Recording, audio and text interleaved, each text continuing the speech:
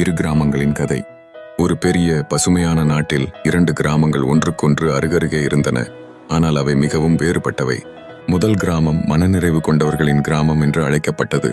அங்குள்ள மக்கள் எப்போதும் நேர்மறையாகவும் ஒன்றாகச் சேர்ந்து உழைப்பவர்களாகவும் இருந்தனர்.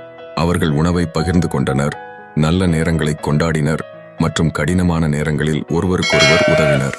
இரண்டாவது கிராமம் சோகமானதாகவும் இருண்டதாகவும் இருந்தது. அது மனச்சோர்வு கொண்டவர்களின் கிராமம்.